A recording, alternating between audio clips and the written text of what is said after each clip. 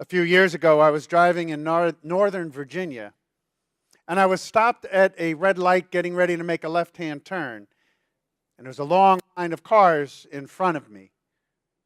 Directly in front of me was a moving U-Haul truck, big U-Haul truck. The line started to move, and we were all making our left-hand turn, and when I got to the intersection, I'm not sure what I saw first, either the color of the light or the flash of the camera. The light had turned red on the truck in front of me, but I couldn't see it.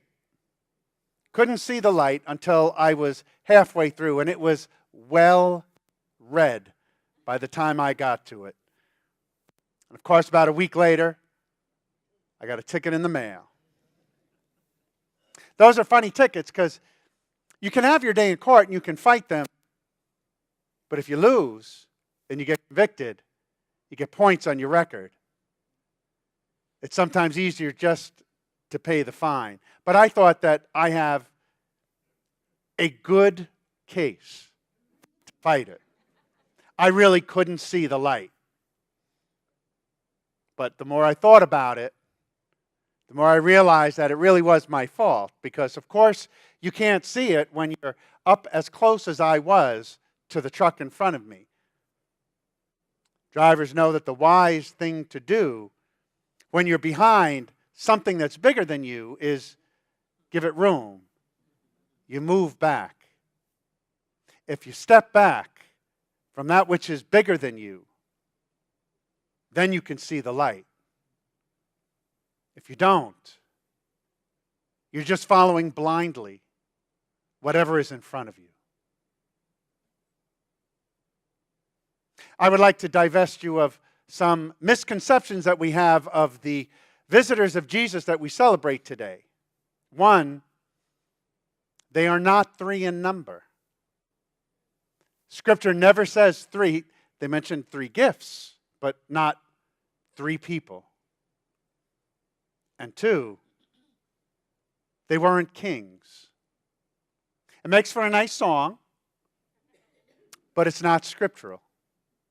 Scripture doesn't say they were three. Scripture doesn't say that they were wise. Scripture doesn't even say that they were astrologers. All Scripture tells us about these visitors of Jesus is that they were wise. And the wisdom of the visitors is juxtaposed with the folly of Herod and the scholars of the law. You know, the light that shone in the star was there for everyone to see. These people came from far away. They could see it from far away. Anybody could see it. So Herod and the scholars of the law must have had something blocking their vision, that they were unable to see it because it was there. It was shining. There was just something blocking the vision of Herod and the scholars. Herod was a very interesting man. He could be very generous. His court was known to be opulent and wealthy, and he was very generous to anybody in his court. Also very ruthless. He put to death more than one wife and more than one son because he feared that they were plotting against him. And he would do anything to hold on to his crown. The scholars benefited from his generosity. They lived there in his court, in this rich, opulent court, and they had everything they could ever imagine. The trouble was that they were both standing too close, and it became bigger than even them, and it blocked the light. And so they just followed blindly whatever was in front of them. Herod followed his panic, his fear, his paranoia, and his desire for power. And the scribes and the Pharisees and the scholars of the law followed their own greed. The light was there, but they just didn't have the wisdom to back up enough in order to see it. And when you can't see the light, you follow blindly whatever is in front of you. It seems today sometimes as though we are these tiny little Mazda Miatas on a superhighway of Mack trucks. There are so many things out there that have the potential of blocking our view. So many things out there that if we get too close, will block us from the light. And we find that we follow blindly that which is in front of us.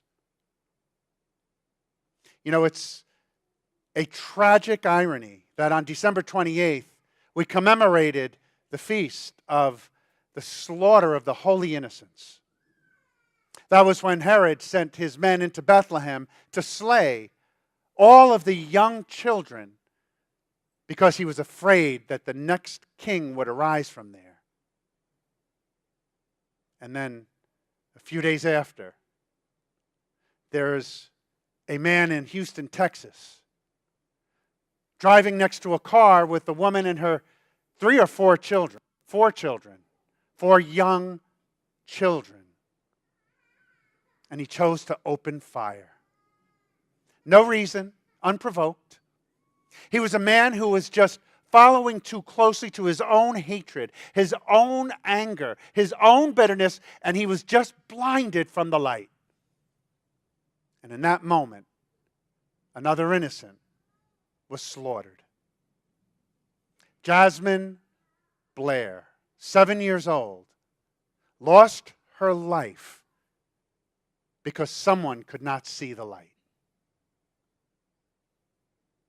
You know, we don't have to watch too much of the news to see how much darkness is out there, how many people are actually living in the darkness. Shooting in a bowling alley, the closure of our government, people who cannot even talk to each other civilly anymore.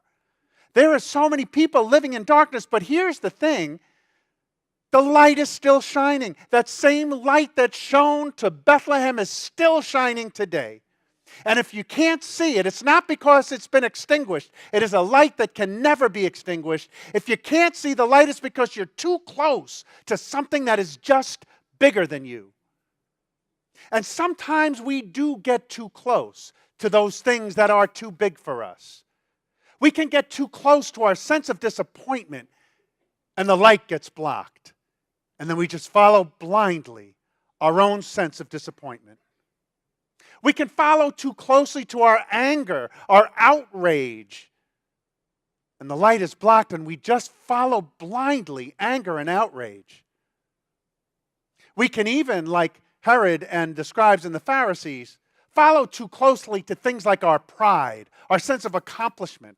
We can look around in our house and see all of these nice fancy things and feel really good about how hard we worked to achieve them.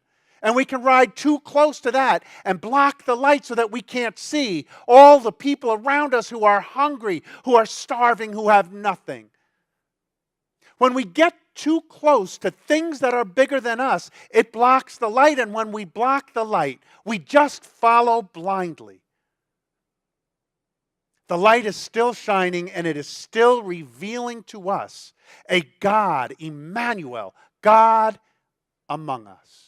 It is still revealing to us that our God is victorious. It is still revealing that our God is peaceful. It is still revealing that our God is just. It is still revealing that our God is healing. It is still revealing that our God is a God who will not let us suffer and die alone. It is revealing a God that cannot stay away from us. It is a light that reveals so much to us.